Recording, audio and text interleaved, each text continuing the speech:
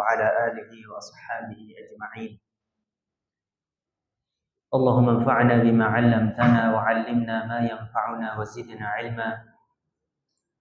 اللهم إنا نسألك علما نافعا ورزقا طيبا وعملا متقبلا. اللهم فقهنا في الدين وعلمنا التأويل. أما بعد. Kaum muslimin yang dirahmati oleh Allah Subhanahu wa taala. Alhamdulillah, dengan nikmat dan izin dari Allah Subhanahu wa taala kita dipertemukan kembali di majelis yang mulia ini insyaallah untuk membahas satu kewajiban yang banyak dilupakan oleh kebanyakan kaum muslimin. Satu kewajiban yang banyak dilalaikan oleh kaum muslimin. Dan kewajiban itu adalah kewajiban untuk berdakwah kepada Allah Subhanahu wa taala. Sebagian mereka sama sekali tidak mau berdakwah di jalan Allah, meninggalkan sama sekali untuk berdakwah kepada Allah. Dan sebab mereka meninggalkan dakwah ini, sebab mereka mengira bahwa dakwah itu haruslah naik di atas mimbar, haruslah berdiri di atas podium, berdiri di halayak umum. Padahal tidak demikian adanya. Atau yang berikutnya, yang kedua, orang yang menegakkan dakwah, mengamalkan kewajiban dia untuk berdakwah di jalan Allah, namun dakwahnya tidak dibarengi dengan etika atau yang kita kenal dengan adab dan akhlak. Sehingga kebenaran yang disampaikan tidak diterima, bukan karena orang yang mendengarnya tidak menyukai kebenaran, tapi disebabkan karena cara menyampaikan kebenaran itu yang menjadikan kebenaran itu ditolak. Cara penyampaiannya, cara berdakwahnya yang kemudian menjadikan orang alergi dengan kebenaran, alergi dengan kebaikan. Para jemaah yang dimuliakan oleh Allah Subhanahu wa taala, maka pembahasan kita kali ini adalah etika di dalam berdakwah. Etika di dalam berdakwah. Allah Subhanahu wa taala menyebutkan tentang salah satu keutamaan mereka orang-orang yang berdakwah di jalan Allah. Allah berfirman, "Wa man ahsanu qawlan mimman da'a ila Allah wa 'amila shalihan wa qala innani minal muslimin." Kata Allah Subhanahu wa taala, "Wa man ahsanu qawlan," dan ucapan apa yang lebih bagus, mimman da'a ila Allah, daripada ucapan orang yang berdakwah agar manusia kembali kepada Allah. Ucapan apa yang lebih bagus dibandingkan dakwah mengajak manusia menuju Allah Subhanahu wa taala? Wa 'amila shalihan, dan beramal saleh. Wa qala innani minal muslimin, dan dia mengatakan bahwasanya aku adalah termasuk hamba-hamba yang berserah diri kepada Allah Subhanahu wa taala. Allah menyebutkan di sini bahwa tidak ada yang lebih baik dari sebuah ucapan melebihi kebaikan dari orang yang berdakwah mengajak manusia menuju Allah Subhanahu wa taala. Tidak ada yang lebih baik daripada ini. Nabi kita Muhammad sallallahu alaihi wasallam pun bersabda, kata Rasul sallallahu alaihi wasallam, "Man dalla ala khairin falahu mithlu ajri fa'ilih, la yanqusu min ajri fa'ilihi syai'un."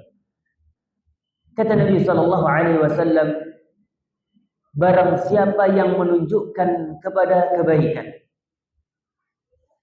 maka dia akan mendapatkan pahala seperti orang yang mengamalkan dakwahnya. Barang siapa yang berdakwah, mengajak kepada kebaikan, lalu ada orang yang mengamalkan dakwahnya, mengamalkan ajakannya, maka dia mendapatkan pahala dari orang yang baru saja dia ajak. Dia mendapatkan pahala dari orang yang dia dakwahi tanpa mengurangi sedikit pun dari pahala orang yang dia dakwahi. Jemaah dimuliakan oleh Allah. Inilah rahasianya kenapa Rasul itu manusia yang paling banyak pahalanya alal itlaq. Mutlak semua manusia yang paling besar pahalanya adalah Rasulullah. Kenapa? Sebab apa yang hari ini kita tahu daripada kebenaran, daripada syariat Allah, ini adalah hasil dari pengajaran dan dakwahnya siapa? Rasulullah sallallahu alaihi wa ala alihi wasallam. Maka para jemaah yang dimuliakan oleh Allah Subhanahu wa taala heran. Maka Nabi sallallahu alaihi wasallam menjadi manusia yang paling banyak pahalanya. Rasul sallallahu alaihi wasallam bahkan mengatakan, "Ballighu anni walau ayah." Sampaikan kebenaran dari diriku, kata Rasul, meski itu hanya satu ayat. Yang menunjukkan kepada kita bahwa untuk berdakwah di jalan Allah Subhanahu wa taala ini tidak harus memiliki titel sebanyak apapun. Tidak harus kemudian kita menjadi menjadi ustaz, enggak harus kita menjadi seorang ulama, tapi berdakwah kepada Allah Subhanahu wa taala bisa dilakukan oleh siapapun dengan satu syarat apa? Dengan satu syarat apa? Qul hadhihi sabili ad'u ila Allah 'ala basirah. Katakan, inilah jalanku, aku berdakwah kepada Allah Subhanahu wa taala 'ala basirah, di atas ilmu. Syarat kita berdakwah adalah kita mengilmui, memahami kebenaran yang akan kita sampaikan. Sebatas itu, sampaikan. Ada satu kebenaran yang kita sudah tahu bahwa ini adalah kebenaran, kita ilmui kebenaran ini, sampaikan kepada manusia. Walau ayat, meski satu ayat. Para jamaah yang dimuliakan oleh Allah Subhanahu wa taala, Al-Imam Al-Mujaddid Muhammad At-Tamimi rahimahullahu taala dalam kitabnya Al-Usul min Ilmi Al-Usul, Usulul Thalatha, beliau mengatakan, i'lam rahimakallah, ketahuilah semoga Allah merahmatimu, annahu yajibu ala kulli muslimin ta'allumu arba'ati masailah. Ketahuilah semoga Allah merahmatimu, sesungguhnya wajib atas setiap muslim untuk mempelajari 4 perkara, 4 permasalahan. Apa itu yang pertama? Yang pertama al-ilmu. Yang pertama dia harus berilmu, menuntut ilmu. Apa yang dimaksud dengan ilmu? Ilmu adalah ma'rifatullah wa ma'rifatun nabi wa ma'rifatu dinil islami bil adillah. Yang disebut ilmu adalah engkau mengenal Allah, engkau mengenal Rasulnya, engkau mengenal agamanya di Islam beserta dengan dalilnya, itu ilmu. Yang kedua, wal amalu bih, beramal dengan ilmu itu. Yang ketiga, wad da'watu ilaih, dan kewajiban yang ketiga yang harus dilakukan oleh setiap muslim adalah mendakwahkan manusia untuk menuju ilmu tersebut, menuju Allah Subhanahu wa taala. Yang keempat, was-sabru 'alal adza fi, bersabar di atas gangguan yang ada di dalam. Para jemaah dimuliakan oleh Allah Subhanahu wa taala, dakwah maknanya luas. Dakwah itu hakikatnya adalah kita mengajak orang lain untuk menuju Allah Subhanahu wa taala. Sekedar kita ajari anak kita Al-Fatihah, ini disebut dengan dakwah. Sekedar kita suruh anak kita, ayo kita berangkat salat berjamaah di masjid, itu pun sudah disebut dengan dakwah. Sekedar kita ingatkan teman kita yang melakukan kesalahan, kita katakan enggak boleh itu. Kenapa? Haram. Itu sudah dakwah. Bahkan dakwah bukan hanya dengan maqal, dakwah bukan hanya dengan ucapan, tapi dakwah juga bisa dengan hal. Ad-da'watu bil hal, berdakwah dengan amal, berdakwah dengan praktek, dengan menjadi teladan atas orang lain. Ini disebut dengan dakwah.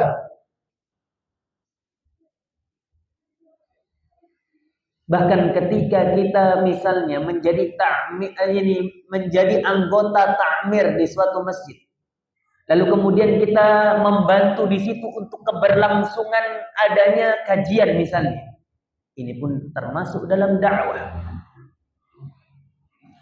Nabi sallallahu alaihi wasallam mengatakan man jahhaza ghaziyan faqad ghaza.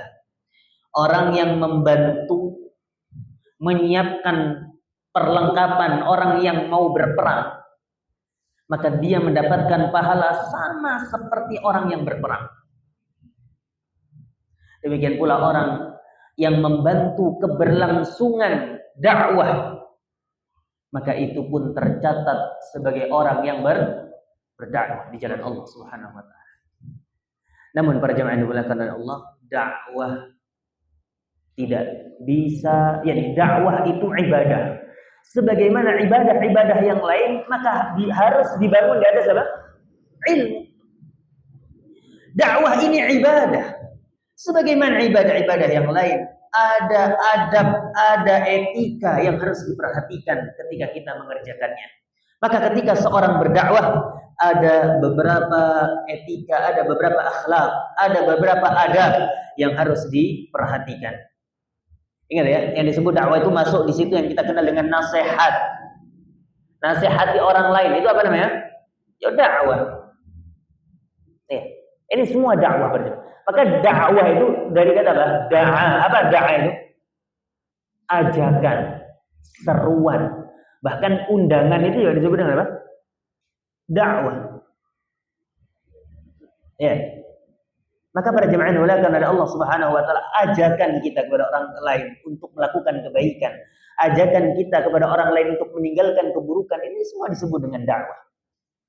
Nah, dakwah ini dalam bentuk apapun, ya, termasuk menasihati orang lain, ini butuh adab para jemaah.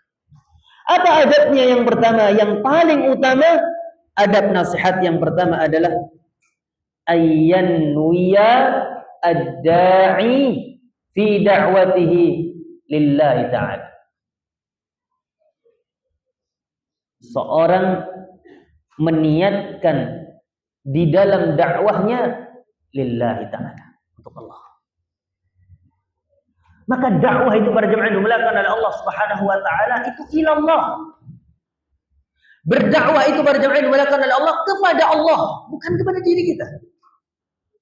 Ad-da'watu ilallah la ila nafsi. Berdakwah itu kepada Allah, bukan kepada kita.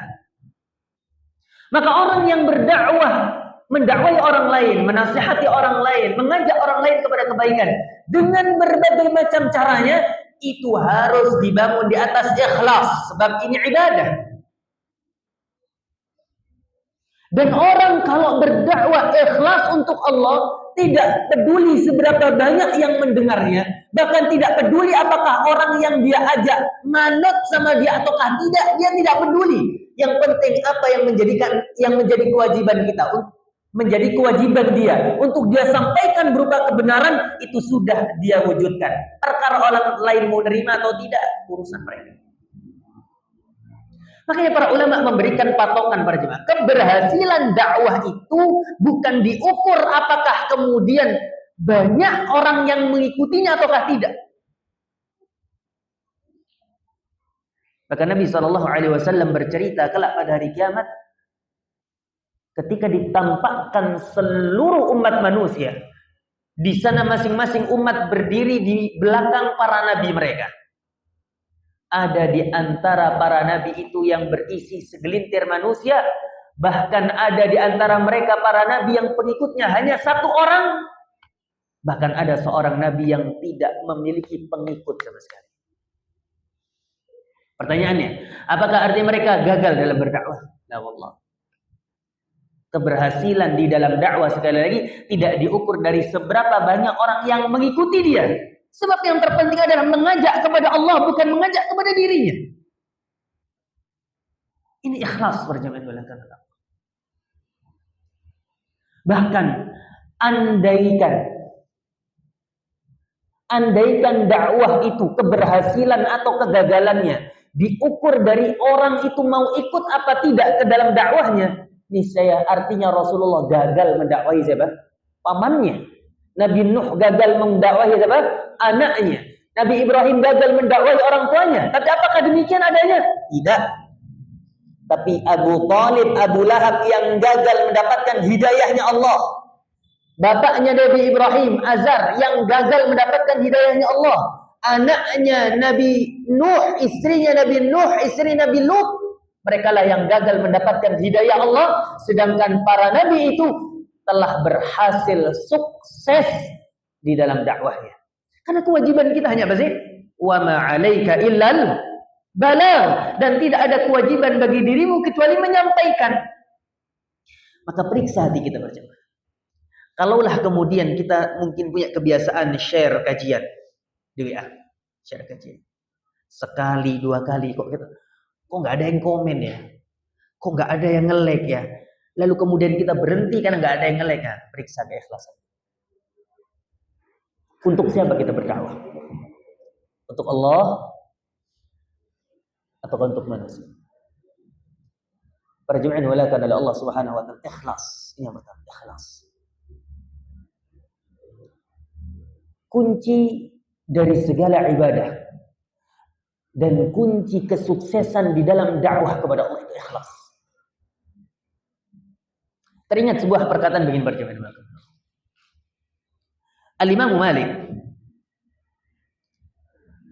Al-Imam Malik Ibnu Anas, beliau menulis sebuah kitab hadis namanya Al-Muwatta. Al-Muwatta. Muwatta itu artinya manggu, yang dianggui. Jadi Imam Malik itu ceritanya mengumpulkan hadis, lalu beliau sebarkan ke beberapa ulama untuk dikoreksi, dan mereka semua manggut-manggut. Artinya apa? Setuju dengan ini hadis, keabsahan hadis yang ada dalamnya. Maka disebut dengan Al-Muwatta. Tapi sebagaimana sunnatullah, di balik orang yang berjuang di jalan Allah ada orang-orang yang gembosi, yang suka gembosi. Jadi kalau hari ini ada orang yang berusaha menggembosi dakwah, biasa. Al-Imam Malik ketika menulis kitab Muwatta, orang-orang mengatakan, "Ya Malik, kathural muwatta'at." Wah Imam Malik, kitab seperti Muwatta ini banyak sudah. Ngapain kamu susah-susah nulis seperti ini? Ngapain? Banyak sudah kitab yang semacam ini. Al-Imam Malik menjawab dengan jawaban yang singkat padat. Apa kata beliau? Makana lillahi yabqa. Jadi kan ini pedoman dalam hidup kita berjemaah. Imam Malik mengatakan makana lillahi yabqa. Apapun yang dilakukan karena Allah, ikhlas karena Allah, yabqa, pasti akan kekal selamanya. Dan terbukti hari ini kitab Muwatta mana yang kita dengar kalau bukan Muwatta'nya Imam Malik rahimahullah. Makana lillahi yabqa. Para jemaah yang dimuliakan oleh Allah Subhanahu wa taala, maka demikian pula nasihat. Nasihat itu, dakwah itu mau disampaikan dengan orasi sebaik mungkin. Ya, dengan bahasa setinggi mungkin. Kalau disampaikan tanpa ada keikhlasan di dalam hati, maka tidak akan sampai ke dalam hati-hati manusia. Ini yang pertama para jemaah yang dimuliakan oleh Allah. Yang kedua adalah ayyakuna dafi'uhu fid da'wati wa nasihah mahabbatal khairi li akhihi muslim wa karahata ayyusibahu asyarr. Ini ringan-ringan berat. Ya kembali merujuk kepada keikhlasan tadi. Apa itu? Hendaknya orang yang berdakwah dan atau menasihati orang lain itu, yang mendorong dia untuk melakukan dakwah dan nasihat adalah niat baik kepada saudaranya, bahwa dia suka kalau saudaranya berada di kebaikan dan tidak suka kalau saudaranya ada pada keburukan. Jadi sebab antum nasihati orang lain itu bukan karena antum suka nyalahin. Bukan karena ini orang bikin salah nih, tak ingat ini. Akhirnya dakwahnya sambil nyari-nyari apa? Kesalahan. Yang menjadikan kita berdakwah kepada mendakwahi manusia, menasihati orang lain, itu adalah keinginan baik kita. Kita ingin orang lain mendapatkan kebaikan sebagaimana kita mendapatkan kebaikan. Kita tidak ingin orang lain mendapatkan atau melakukan keburukan sebagaimana kita tidak ingin diri kita melakukan keburukan. Al-Imam Ibnu Rajab Al-Hambali rahimahullahu taala beliau mengatakan, "Wa man nasihatu lil muslimin." Adapun nasihat kepada kaum muslimin, fa ayyuhibba lahum ma yuhibbu li nafsihi wa yakrahu lahum ma yakrahu li nafsihi. Maka seorang mendakwahi, menasihati seorang muslim, menasihati saudaranya, menasihati orang lain, itu sebab dibangun di atas kecintaan dia terhadap mereka sebagaimana kecintaannya kepada dirinya sendiri. Dan memberi sesuatu yang ada pada saudaranya sebagaimana dia benci jikalau sesuatu itu ada pada dirinya. Dia nggak mau dirinya ada dosa, dia nggak mau dirinya melakukan kemaksiatan, maka dia juga nggak mau orang lain melakukan kemaksiatan. Bukan demi cari-cari kesalahan orang lain, perjalanan. Ya, maka bukan karena sebab kita sekedar kemudian ingin nyalahkan orang lain, apalagi kemudian dibangun di atas hasad. Ya. Para ulama bahkan para ulama sering menukil ucapan seorang penyair. Dia mengatakan, kullu adawatin qad turja mawaddatuha illa man adaka fil hasad atau 'alal hasad atau min hasad. Semua permusuhan itu masih bisa diharapkan akurnya. Ada orang bermusuhan ini, ya, bisa saja akur mereka. Kecuali dua orang yang bermusuhan disebabkan karena iri hati. Was angel. Susah percaya. Maka orang kalau sudah hasad sama orang lain, dicari kesalahannya, lalu ditegur. Dan dua hal ini berupa, pertama ikhlas, kemudian yang kedua tadi pendorong dakwah dan nasihat kita kepada orang lain itu adalah karena kita mencintai dia sebagaimana kita mencintai diri kita sendiri, tidak menyukai keburukan ada pada dirinya sebagaimana kita tidak suka keburukan itu ada pada dirinya. Ini akan nampak di dalam bagaimana cara dia berdakwah. Akan nampak di dalam bagaimana cara dia menasihati. Sebab ada orang, ya, kalau ada orang yang menasihati justru dengan cara membuat malu orang yang dia dinasihati, dengan mencelanya, maka ini tandanya bukan dibangun di atas keikhlasan, bukan dibangun di atas niat yang baik, bukan dibangun di atas cinta. Maka sekali lagi, kalau kita mau menasihati orang lain, bangun di atas cinta. Bahwa kita cinta kepada saudara kita, maka kita nasihati dia.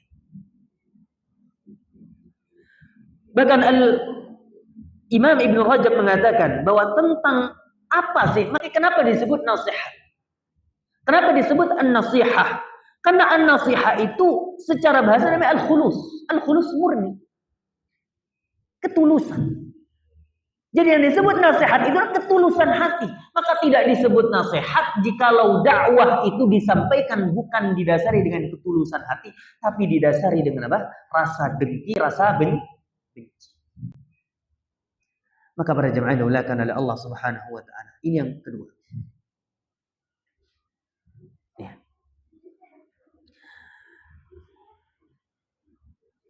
Syekhul Islam, atau kita baca Syekh bin Baz karena terlalu panjang. Berkata Syekh bin Baz rahimahullah taala, beliau mengatakan an-nushu huwal ikhlasu fi syai'. Yang disebut nasihat itu adalah ikhlas fi syai', memurnikan sesuatu atau ikhlas tulus di dalam sesuatu. Wa adamul ghasyi wal khiyanati fi, dan tidak curang atau menipu dan khianat di dalamnya. Fal muslimu li'azami wilayatihi li akhihi wa mahabbatihi li akhihi yansahu lahu wa yuwajjihuhu ila kulli ma yanfa'u. Garis bawah ini. Kata beliau, maka seorang muslim karena besarnya kasih sayangnya kepada saudaranya, besarnya rasa cintanya kepada saudaranya, maka dia nasihati saudaranya dan memberikan saran kepadanya kepada hal yang bisa bermanfaat bagi dirinya. Jadi bukti saudara kita cinta kepada kita adalah ketika dia menasihati kita dengan baik. Dari sini juga kita belajar bahwa teman yang sesungguhnya, teman yang baik, saudara yang baik, itu bukan yang membela kita meskipun kita salah, bukan. Kadang orang salah, oh Masya Allah, kalau saudara saya yang ini Ustaz Zain, Masya Allah, keluarga ini utama, dibela terus, salah benar dibela, itu salah justru. Itu bukan cinta namanya, berjamaah mulakan Allah. Cinta itu adalah bagaimana seorang ketika melihat kesalahan dari saudaranya, dia ingatkan. Sebab dia nggak ingin saudaranya terperosok kepada keburukan. Dia nggak ingin temannya terperosok kepada keburukan. Dia nggak ingin sahabatnya, anaknya, keluarganya terperosok kepada keburukan. Maka dia ingatkan, dia luruskan. Ini yang namanya cinta. Ini yang namanya ikhlas. Ini yang namanya tulus. Berjamaah mulakan Allah Subhanahu wa ta'ala. Wa min dzalika qaulul 'arab, "Dhahaba nasihun." yakni saliman minal ghish. Maka oleh karena itu orang Arab, ini penekanan kepada yang tadi, kalau disebutkan apa? Zahabun nasihun. Zahabun nasihun. Emas yang nasih. Apa nasih itu? Saliman minal ghash. Yang tidak ada campurannya. Berarti emas apa? Murni.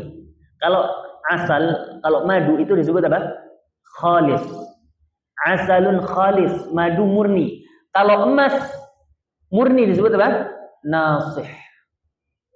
Ya. Maka para jemaah dimuliakan oleh Allah Subhanahu wa taala.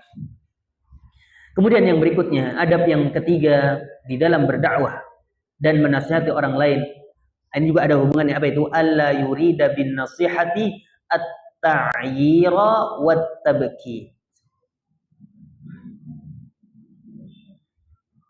Orang yang menasihati saudaranya, orang yang berdakwah itu jangan sampai ya bermaksud dengan nasihatnya ini adalah at-ta'yir. At-ta'yir itu menjelek-jelekkan orang lain.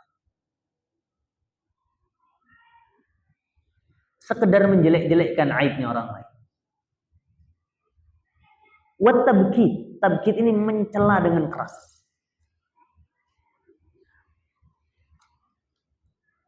Dan ini menunjukkan salah satu faktor yang menunjukkan keikhlasan atau tidaknya dakwah dan nasihat seseorang. Gini berjemaah. Kalau orang itu menasihati kita dengan cara kebaikan, kasih tahu, ya. Bahkan ngasih tahu kesalahan kita, nggak usah antum ini salah dalam hal ini, ya. Ayo tobat kepada Allah, istighfar kepada Allah, begini-begini. Maka ini kemurnian, ini keikhlasan. Tapi kalau kemudian menasehatinya, mendakwahinya dengan cara mencaci, kamu ini sudah apa? Sudah ngerepoti, toh suka bikin salah, gini. Ini bukan dakwah, maksudnya. Ini bukan dakwah, ini bukan nasihat. Maka kadangkala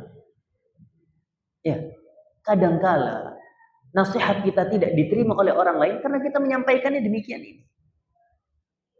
Kamu ini udah tua, nggak mau berubah. Subhanallah.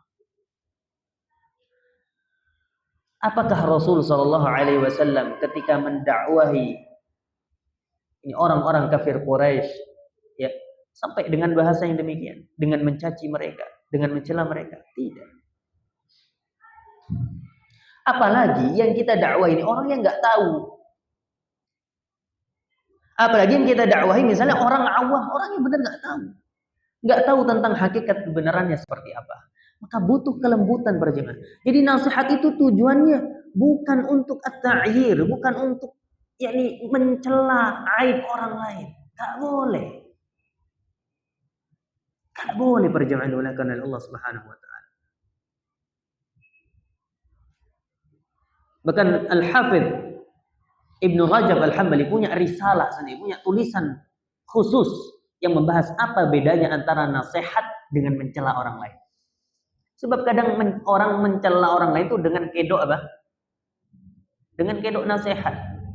Kadang orang itu bikin apa? Misalnya bikin acara khusus nasihat tentang ini. Padahal hakikatnya ngumbar aibnya orang lain. Yang semacam ini berjamaah dimuliakan oleh Allah Subhanahu wa taala, maka jangan kemudian kita mencari-cari yang seperti ini. Seringkali jamaah itu, orang-orang awam itu, orang-orang baru ngaji itu sukanya kontroversi. Wah, ustadz ini diadu dengan ustadz fulan, subhanallah. Ya, maka para jamaah yang dimuliakan oleh Allah Subhanahu wa taala, ini musibah justru. Ini musibah. Kemudian yang berikutnya, adab yang berikutnya para jamaah yang dimuliakan oleh Allah, an takuna an-nasihah bi ruhil ukhuwati wal mawaddah. Nasihat itu hendaknya disampaikan dengan ruh, dengan jiwa persaudaraan dan kasih sayang. La ta'nifa fiha wa la tashdid.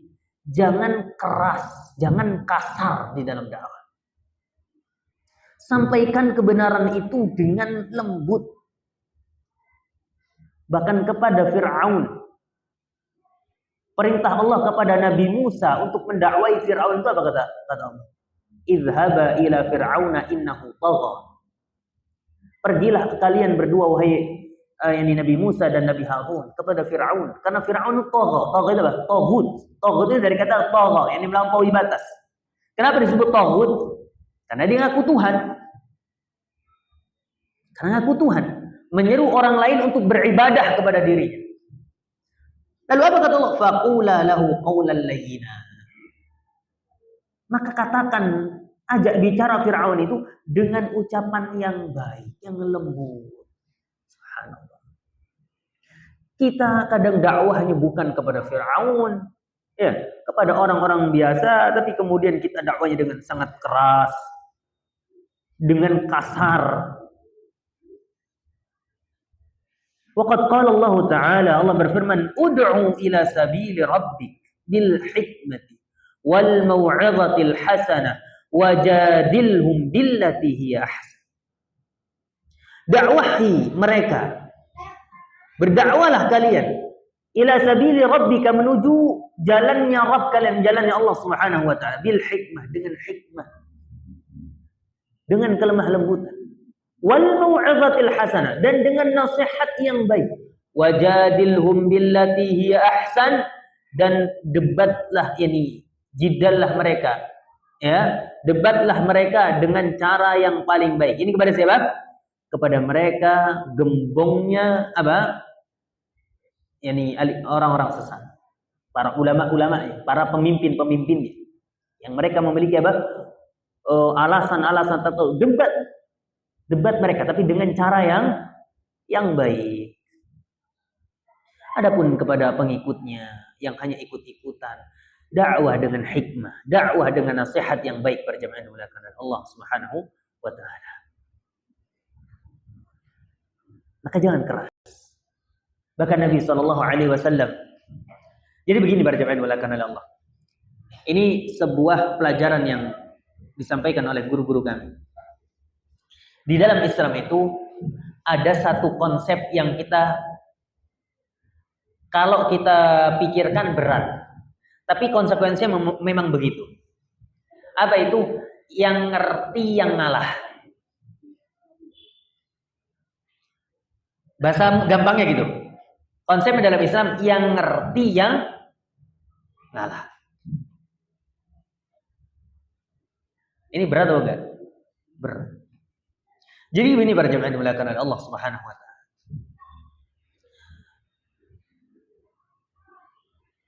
Yang ngerti tentang kebenaran itu siapa? Rasulullah apa orang-orang kufar? Rasulullah sallallahu alaihi wasallam. Yang ngerti tentang metode dakwah itu siapa? Rasul sallallahu alaihi wasallam. Maka yang Allah suruh ngalah itu siapa? Rasul. Allah berfirman, walau kunta faddan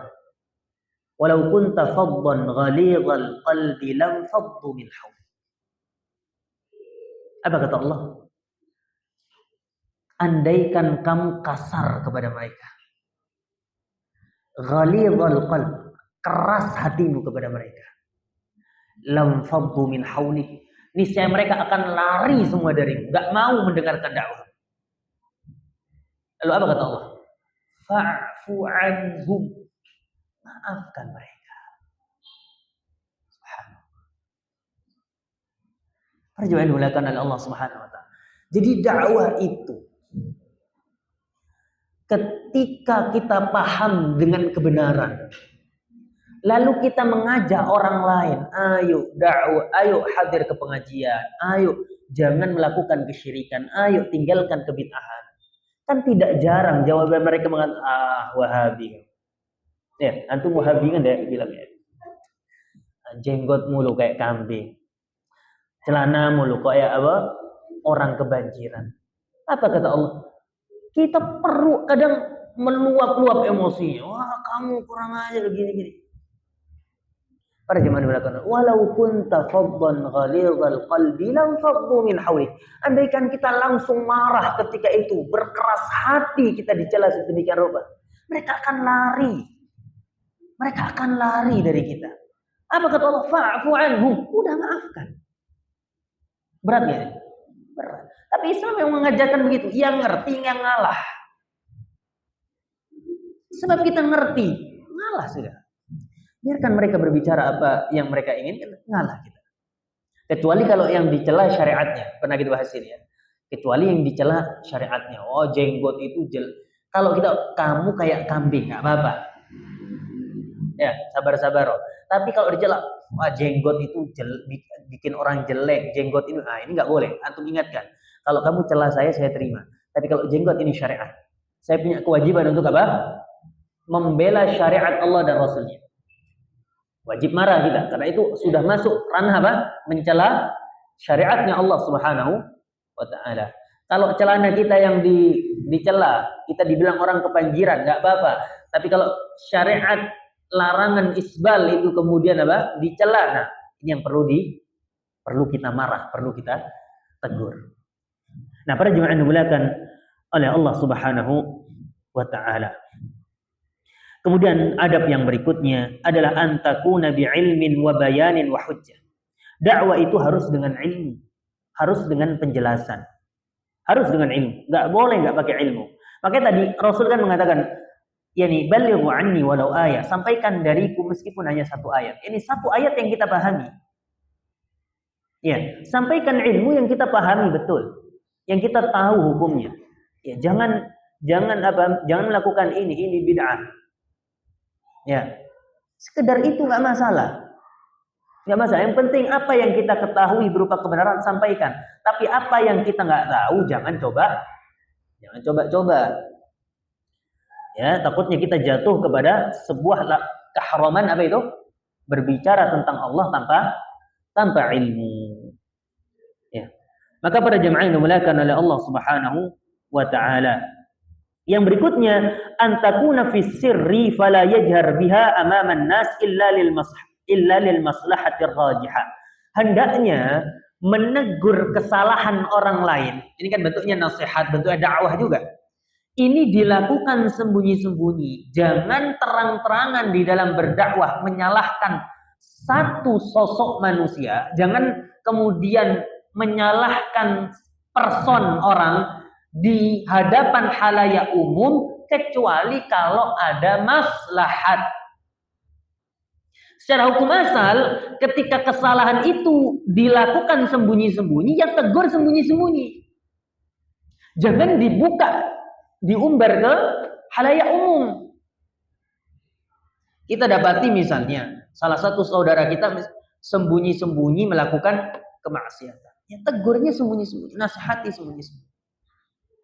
Jangan justru kemudian kita buka di halayak umum. Ini si fulan nih, begini. Ini bukan ikhlas, ini bukan dakwah, ini bukan nasihat para jemaah yang dimuliakan oleh Allah.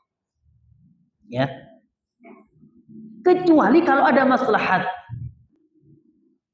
Apa bentuk maslahatnya? Misalnya, ketika kemaksiatan itu dilakukan oleh seorang yang dijadikan teladan oleh orang lain dan dilakukan di hadapan umum, yang besar kemungkinan kesalahan itu akan ditiru oleh para pengikutnya. Nah, ini harus ditegur di halayak umum agar mereka yang mengikuti kesalahan itu paham bahwa ini adalah kesalahan.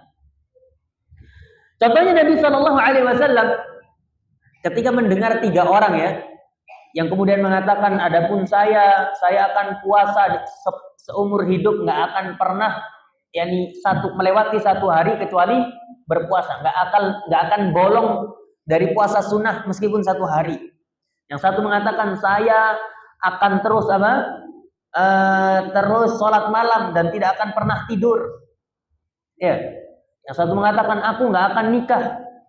Maka kemudian Nabi tegur ini di hadapan manusia banyak. Kenapa? Pertama, kemungkarannya diketahui oleh orang lain. Sebab yang menceritakan itu bukan pelaku 3 orang ini. Yang menceritakan itu adalah Aisyah. Demikian pula sahabat yang lain. Artinya sahabat yang lain tahu apa yang mereka ucapkan. Ini pertama. Kemudian yang kedua, agar kemudian kesalahan ucapan mereka ini tidak kemudian memancing orang-orang lain yang punya ghirah, semangat ibadah dalam hati mereka, kemudian mereka beribadah bermodalkan semangat tanpa memperhatikan batasan-batasan syariat yang diajarkan oleh Rasul sallallahu alaihi wasallam. Maka Nabi ingkari di depan umum. Nabi mengatakan, ala wa inni atqakum lillahi wa akhsyakum min. Aku adalah manusia yang paling bertakwa kepada Allah dan orang yang paling takut kepadanya. Lalu Nabi jelaskan, aku sholat malam, aku tidur, aku kadang puasa sunnah, kadang nggak puasa, dan aku menikahi beberapa wanita. Lalu Nabi katakan, faman raghiba an sunnati falaysa minni. Nah, ini diingkari di hadapan umum. Contoh Mu'adz bin Jabal yang sholat Isya, ngimami sholat Isya di kaumnya baca Al-Baqarah. Sampai ini makmum kabur. Langsung sholat sendiri, kabur. Besoknya ngadu kepada Rasulullah. Ini kan kesalahannya dilakukan di hadapan orang. Ya, kemudian menimbulkan fitnah. Maka Nabi mengatakan, afatanun anta ya Mu'adz. Apakah engkau ingin membuat fitnah wahai Mu'adz? Ditegur di halayak Di halayak umum kalau ada maslahat. Kalau tidak ada maslahat, maka tidak perlu disampaikan di halayak Di halayak umum. Nah, para jemaah yang dimuliakan, kembali kepada beberapa adab yang sebelumnya, bahwa niat dari menasihati orang lain itu bukan membuat jelek mereka, justru memperbaiki. Apalah artinya sebuah nasihat kalau justru memperburuk, justru menjadikan orang itu semakin malu, akhirnya semakin jauh dari Allah, bukan semakin dekat dengan Allah. Ada orang misalnya datang, ya, berusaha untuk memperbaiki diri, lalu kita di hadapan orang, nah ini orang ini nih, ini kerjaannya khamar, tuh badannya tatoan begitu. Akhirnya apakah dia mau kembali duduk di majelis ilmu? Tidak, dia semakin jauh, dia semakin lari dari Allah Subhanahu wa taala. Maka mafsadatnya banyak. Ya, kembali kepada beberapa adab sebelumnya tadi, bahwa tujuan daripada berdakwah itu benar-benar untuk memberikan kebaikan kepada saudara kita sesama muslim. Para jemaah yang dimuliakan oleh Allah Subhanahu wa taala. Kemudian yang berikutnya, ayyakhtara al-waqtal munasiba lin-nasihah. Ini yang penting. Hendaknya orang yang mau berdakwah itu memilih waktu yang paling pas untuk menyampaikan dakwah atau nasihatnya. Para ulama mengatakan, laisal alimu alladzi qala kulla syai'in wa fi kulli waqtin wa fi kulli makan.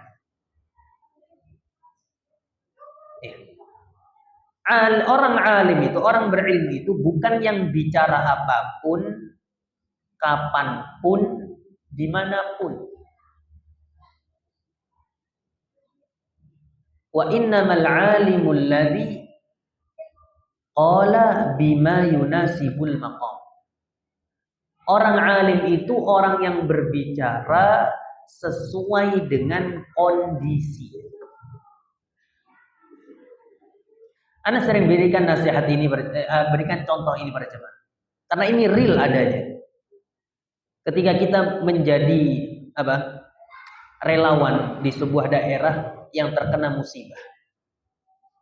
Jadi masyarakat itu ngomel sambil bawa besek keluar dari sebuah pengajian. Dan mereka yang hadir ke pengajian itu kajiannya ada di lapangan. Tapi sambil ngomel, sambil bawa besek ngomel. Kenapa? Ngawur. Wong awak dhewe omah rubuh dikongkon sedekah. Ayo. Ini orang kena musibah, rumah ambruk, kena bencana alam, didatangi ustadz, dikira menghibur, didakwahi, disuruh banyak sedekah. Apa yang mau disedekahi? Ini orang yang didakwahi lebih butuh apa? Sedekah, malah disuruh sedekah. Para jemaah yang dimuliakan oleh Allah Subhanahu wa taala. Aisyah ummul mukminin. Baik, kita adzan terlebih dahulu kemudian kita lanjutkan. Barakallah.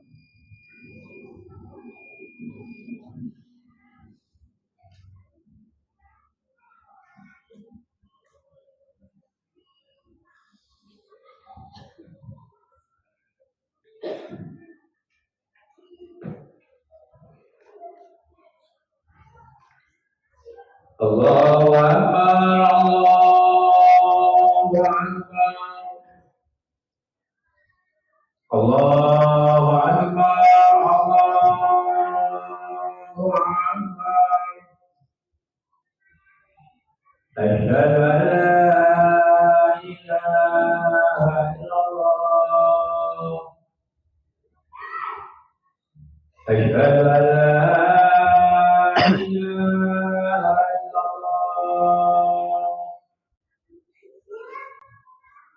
أشهد أن محمدا رسول الله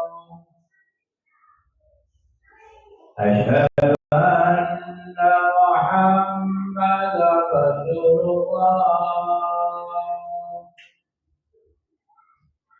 حي على الصلاة حي على الصلاة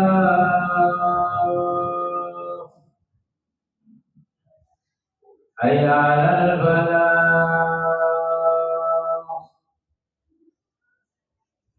حي على الفلاح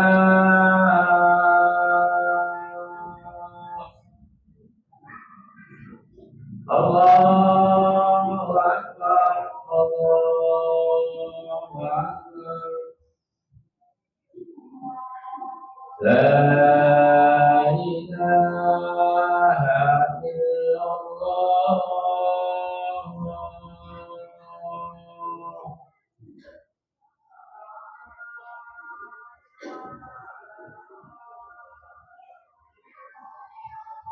Arja'in walakan oleh Allah Subhanahu wa taala. Aisyah ummul mukminin ketika Allah Subhanahu wa taala mengharamkan khamr secara total, itu melewati berapa fase? 3 fase. Jadi Allah mengharamkan khamr itu melewati 3 fase, 3 tahapan. Yang pertama, Allah memberitahu bahwa khamr itu punya sisi baik, punya sisi buruk.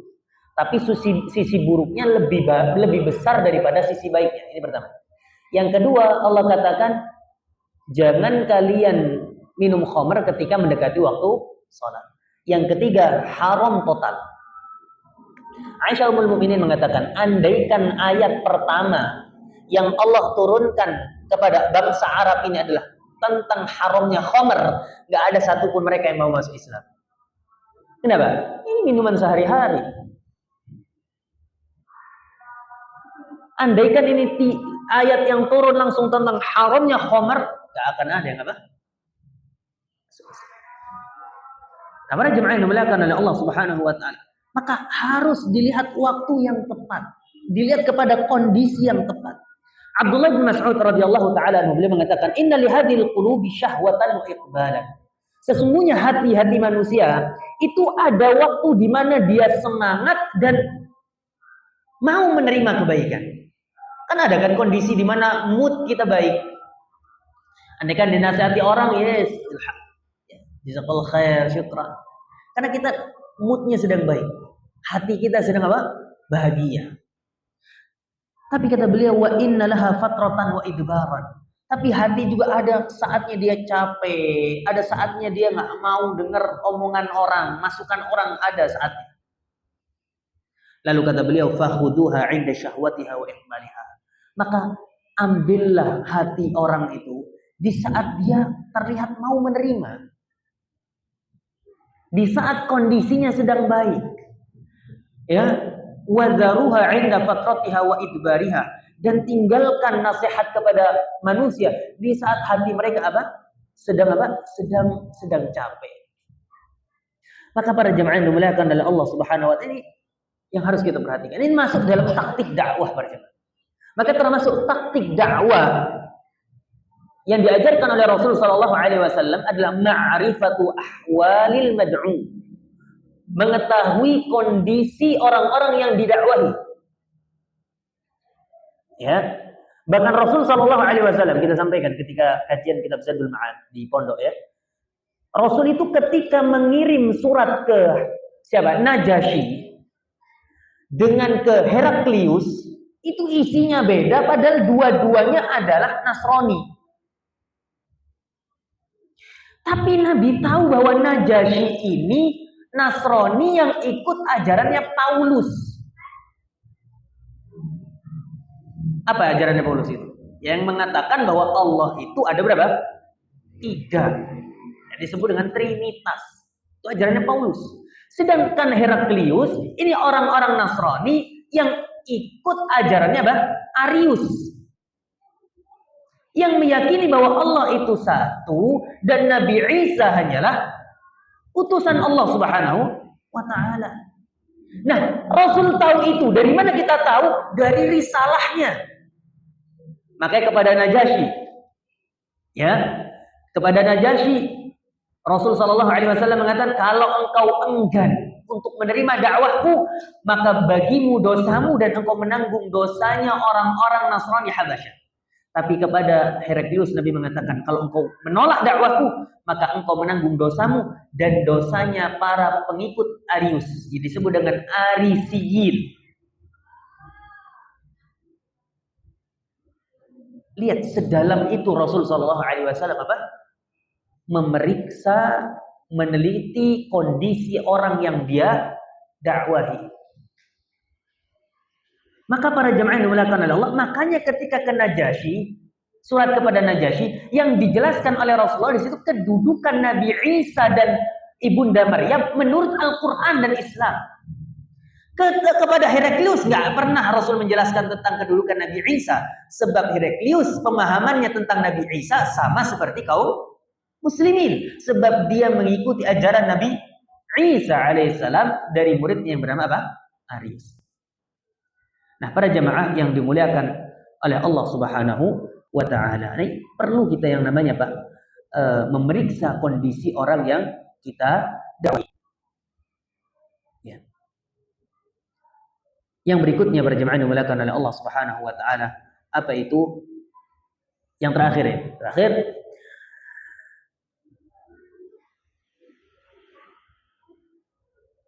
Rabi'an, berapa ini?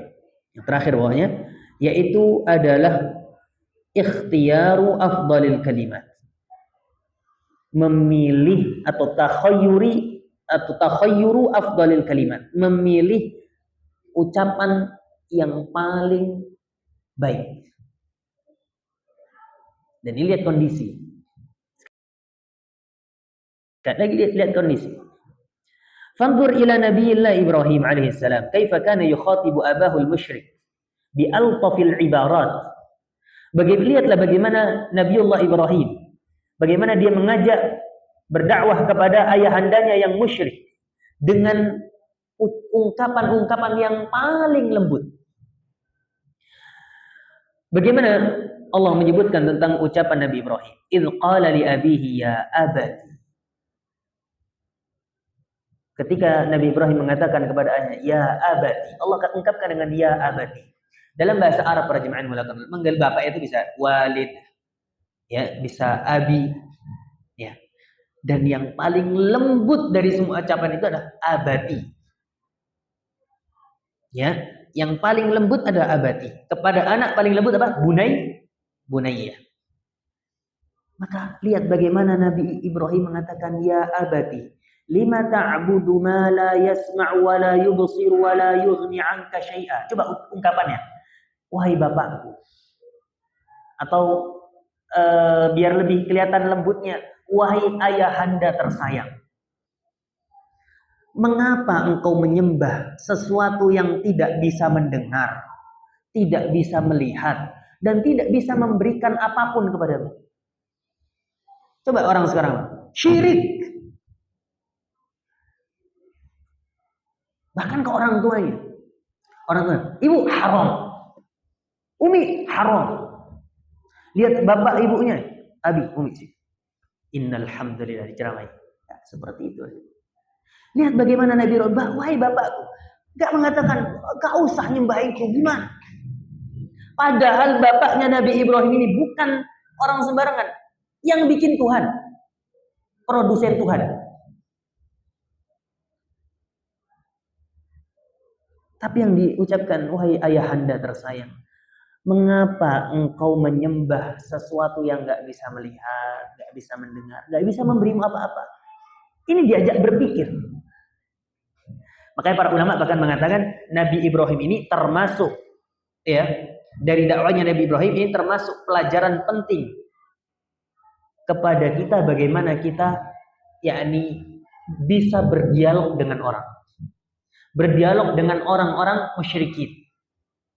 Karena banyak menggunakan apa? Analogi. Ya. Bagaimana dia berdialog dengan Nabi Namrud misalnya. Ketika Nabi Ibrahim mengatakan Rabbku itu maha menghidupkan, maha mematikan. Namrud mengatakan, oh aku bisa mematikan, bisa menghidupkan. Apa maksudnya? Namrud mengatakan, dalam Ibnu Katsir disebutkan, ya, oleh Imam Ibnu Katsir dalam Al-Bidayah wa Nihayah menyebutkan, maksud Namrud adalah aku bisa saja nyuruh pasukanku bunuh orang, ya kan berarti aku bisa membunuh dia. Atau jangan bunuh orang, berarti aku menghidupkan dia. Jadi pemikiran yang rendah sekali. Tapi kemudian Nabi Ibrahim gampang menjawabnya. Sesungguhnya kalau kamu ngaku Tuhan, kata Nabi Ibrahim, Tuhanku itu mendatangkan matahari dari timur, menenggelamkannya dari barat. Coba kamu datangkan dari arah barat. Maka kata Allah, fabuhital ladzi kafar. Maka diam orang yang kafir. Kena sekak dia. Maka para jemaah diulang, pilih ucapan yang paling baik. Kalau memang kepada orang itu butuh, yakni menggunakan analogi untuk berpikir dalam bentuk kemudian ada dialog, silakan. Itu yang terbaik. Tapi kalau itu kepada orang tua, pilih kalimat yang terbaik. Bagaimana Luqman menasihati anaknya yang ketika itu belum beriman. Ya bunayya la tusyrik billah. Dipanggil, ya bunayya, wahai anakku tersayang. Wahai anak kecilku yang tersayang. La tusyrik billah. Jangan engkau berbuat syirik kepada Allah. Ya, maka harus memilih kalimat yang terbaik. Termasuk juga ketika berdakwah kepada orang yang notabene-nya kemudian pendidikannya kurang. Jangan kemudian menggunakan kalimat-kalimat yang tinggi-tinggi. Ya. Ali bin Abi Thalib mengatakan haditsun nasa bima yafhamun. Haditsun nasa bima yafhamun. Atuhibbuna ay yukadzibullaha wa rasulah. Berbicaralah dengan manusia sesuai dengan apa yang mereka pahami. Apakah kamu mau mereka mendustakan Allah dan Rasulnya? Jadi berbicara dalam berdakwah dan menasihati pun ada caranya. Lalu sebagai penutup para jemaah yang dimuliakan oleh Allah, beliau di sini menyebutkan hendaknya seorang yang menasihati orang lain itu juga menempuh wasilah-wasilah yang bisa membantu dakwah. Enggak harus, tapi kalau bisa lakukan wasilah-wasilah ini lebih baik. Apa itu misalnya? Ini meskipun ini berat para jemaah. Ini berat. Apa itu? Wa hunaka wasilatun muhimmatun fid da'wah. Di sana ada wasilah, cara yang sangat penting di dalam berdakwah.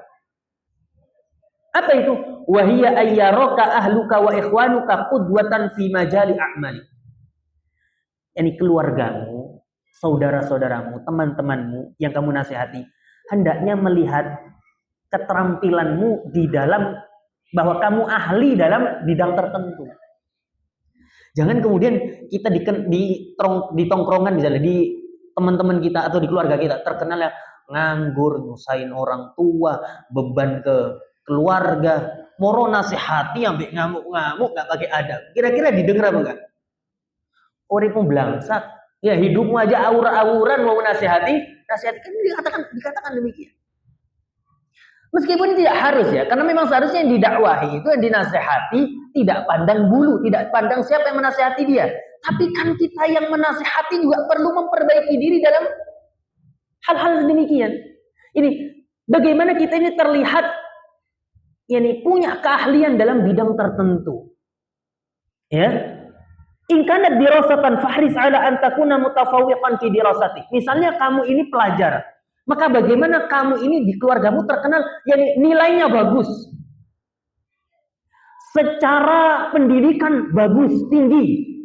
Terkenal pinter, terkenal berprestasi, sehingga kamu memberikan nasihat, orang akan, oh masya Allah, Zen ini memang memang orangnya pinter, memang orangnya berprestasi. Tapi kita kan nggak tahu munggah, sekolah nggak naik-naik, ya sering dipanggil orang tuanya, kemudian menasihati.